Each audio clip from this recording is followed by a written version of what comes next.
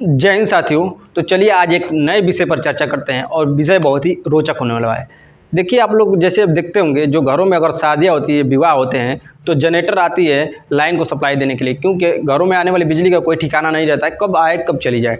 तो उसके लिए क्या करते हैं, हम जनरेटर लगा देते हैं, जिससे क्या होती है हमको बिजली लगातार मिलती रहती है। तो आप लोग देखते होंगे इस जनरेटर में जो चक्का लगा होता है इसका कोई काम नहीं होता है। देखते हैं कि इस पर ना कोई पट्टा लगा है ना किसी से जुड़ा है, बस ये घूमता रहता है। तो इसको क्यों लगाया गया है, इसका क्या काम है, चलिए इसके बारे में बताते हैं। देखिए क्या होता है, इस बात को समझने के लिए ये क्यों लगाया जाता है आपको सबसे पहले समझना होगा कि जड़त्व क्या है।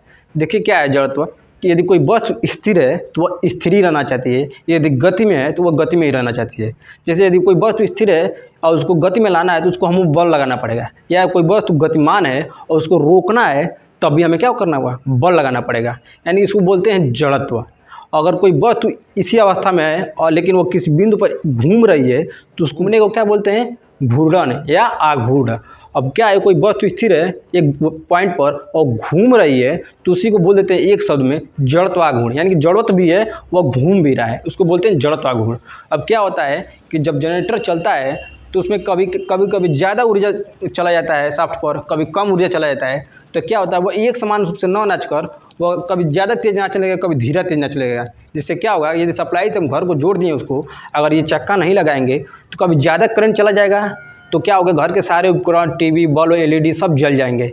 या कभी कम चला जाएगा बिजली तो क्या होंगे, वो जलेंगे ही नहीं। तो इससे क्या होगा, हमारी जो विद्युत की कंटिन्यूटी है वो ख़राब हो जाएगी, यानी कि उपकरण सही से चल नहीं पाएंगे। इससे बचने के लिए क्या कहता है, एक भारी चक्का लगा देता है जिसका क्या होगा, इसके जड़त्वाघूर्ण को बनाए रखे। यदि अधिक ऊर्जा भी फेंकेगा तो इस जड़त्वाघूर्ण के कारण उसमें ज़्यादा परिवर्तन नहीं होगा, वह एक समान रूप से करंट फेंकती रहेगी। यदि कम भी होगा तभी भी इसके जड़त्वाघूर्ण के कारण वो क्या होगी, बराबर एक समान करंट फेंकती रहेगी। यानी कि क्या होगा, इस चक्के का क्या काम है कि जड़त्वाघूर्ण को एक समान बनाए रखें, जिससे क्या हो कि जो करंट है वो कंटिन्यूअस चलता रहे और हमारे घर के जितने भी उपकरण है वो उसके चलने में कोई दिक्कत ना है। तो आशा करता हूँ कि आपको ये बात समझ में आ गई होगी। अगर ये बात समझ में आ गई है तो वीडियो को लाइक कर दीजिए, चैनल को सब्सक्राइब कर दीजिए और यदि वीडियो देखने के लिए हमारे साथ बने रहिए। धन्यवाद।